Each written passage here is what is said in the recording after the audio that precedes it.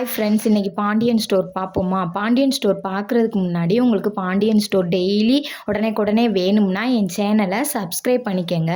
உங்களுக்கு நான் பேசுகிறது பிடிச்சிருந்தால் லைக் பண்ணிக்கங்க. வாங்க பாண்டியன் ஸ்டோர் பார்க்கலாம். பாண்டியன் ஸ்டோரில் என்ன நடக்குதுன்னு பார்த்தீங்கன்னா, அவங்க அம்மா வந்து திட்டுறாங்க. ஏன் துணியை அவரை துவைக்க வச்ச, அவர் வெளியிலையும் வேலை பார்த்துட்டு வர்றாரு, வீட்டுக்குள்ளேயும் வந்து அவர் வேலை பார்க்கணுமா? உனக்கு துணி துவைக்கிறதோட என்ன வேலைன்னு திட்டுறாரு. ஏம்மா இத்தனை வருஷமாக நான் துவைச்சேன், அது உனக்கு பெருசாக தெரியல, ஒரு நாள் அவர் துவைச்சது உனக்கு பெருசாக தெரியுதாம்மா, அவர் என்கிட்ட பேசாமல் இருக்கிறது உனக்கு பெருசாக தெரியலையாம்மா அப்படின்னு சொல்லி அவங்க அம்மாட்ட சொல்கிறாங்க. சொல்லிக்கிட்டு இருக்கையிலே சாப்பாடு பரிமாறிக்கிட்டு இருக்காங்க, எல்லோரும் சாப்பிட்றாங்க.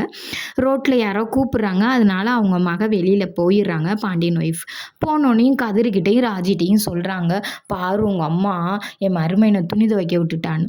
அவங்க வெளியில் போனவங்க உள்ள திரும்ப வந்து, ஏம்மா இன்னும் நீ இதை விடலையாம்மா, 30 வருஷமாக நான் துவைச்சேன், அது உனக்கு பெருசாக தெரியல, ஒரு நாள் அவர் துவைச்சது உனக்கு பெருசாக தெரியுதாம்மா அப்படின்னு சொல்லி இப்படி பேசிக்கிறாங்க. பேசிக்கிட்டு இருக்கையிலே பார்த்தீங்கன்னா, மீனா வந்து அவங்க கூட வேலை பார்க்குறவங்களோட பேசுகிறாங்க. அப்போ அந்த கூட வேலை பார்க்குறவங்க சொல்கிறாங்க, மயில் மாதிரி ஒரு பொண்ணை நாங்கள் எங்கேயுமே தேடினாலும் கிடச்சிருக்காது.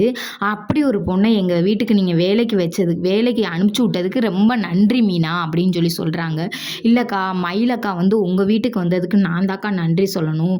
மயிலக்கா கொஞ்சம் இன்னசென்ட்டு, அவங்களுக்கு என்ன செய்யணும்னு கூட தெரியாது.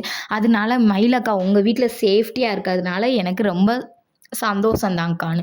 இல்லை மீனா, மயில் வந்து மாசமாக இருக்கா, ஒரு மாதிரியாக இருக்காளே, அதனால மாசமாக இருக்காளா, நான் அவள்கிட்ட கேட்கல உன்கிட்ட கேட்குறேன் அப்படின்னா, ஏக்கா அவங்கள்ட்ட ஒன்றும் சொல்லலையா? இல்லை சொல்லலை மீனா அப்படின்னு சொல்லி சொல்கிறாங்க. ஆமாக்கா மாசமாக தான் இருக்காங்க. சரி, அப்போ இந்த பிரச்சனையெல்லாம் தீந்துரும்ல, பிரச்சனையெல்லாம் முடிஞ்சிரும்ல அப்படின்றாங்க. இல்லைக்கா, அந்த அக்கா வந்து யார்ட்டையும் சொல்லக்கூடாதுன்னு சொல்லிட்டாங்க அக்கா அப்படின்னு சொல்லி சொல்கிறாங்க. இல்லை அப்படி அவள் சொல்லுவான், அதுக்காண்டி நம்ம இருக்க முடியாதுல்ல, யார்கிட்ட சொன்னால் இது நல்லபடியாக நடக்குமோ அவங்கள்ட்ட சொல்லிரு மீனா, அதான் நல்லது அப்படின்னு சொல்கிறாங்க.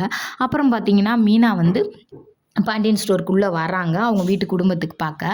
வரையில் ஸ்நாக்ஸ் வாங்கிட்டு வராங்க, எல்லாத்தையும் சாப்பிட சொல்கிறாங்க. சாப்பிட்டுக்கிட்டு இருக்கையிலேயே அம்மாச்சி சொல்கிறாங்க, என்னங்கடி எங்களுக்கு ரொம்ப கஷ்டமாக இருக்குது, ஆளுக்கு ஒரு பேரை நான் பேத்தியாக பெற்று கொடுத்தீங்கன்னா என் மக சண்டையும் முடியும், எனக்கும் நிம்மதியாக இருக்கும் அப்படின்னு சொல்லி அம்மாச்சி சொல்கிறாங்க.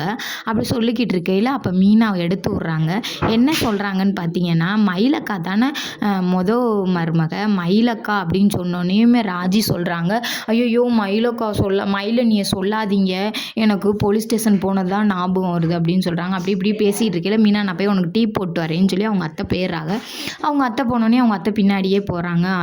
அத்தை சாரி தனி, இல்லைம்மா சாரி எல்லாம் நீ சொல்ல வேண்டாம், அவள் மாசமாக இருக்கான்னு சொல்லையில் எனக்கு எவ்வளோ சந்தோஷப்பட்டு நான் துடிச்சேன்னு உனக்கே தெரியும், வானத்துக்கு பூமிக்கும் கூச்சேன், இப்போ என்கிட்டே இப்படி போய் சொல்லலாம் நான் நினச்சி பார்த்தேனான்னு சொல்கிறாங்க. அப்போ இவங்க மீனா நினைக்கிறாங்க, சரி அப்போ கோயிலுக்கு கூட்டிகிட்டு வர சொல்லி நம்ம மயிலக்கா வாயிலிருந்தே நம்ம சொல்லிடுவோம் அப்படின்னு சொல்லி நினைக்கிறாங்க. அப்புறம் இது நடந்துக்கிட்டு இருக்கையிலே பார்த்தீங்கன்னா, மீனாவோட வீட்டுக்காரு ஜீவா என்ன செய்கிறாருன்னா, மாமனார் சொன்னார் வீடு வாங்கிடுவோன்றக்காண்டி லஞ்சம் வாங்குறாரு. ஆனால் அது தப்புன்றது மீனாக்கு நல்லா தெரியும்.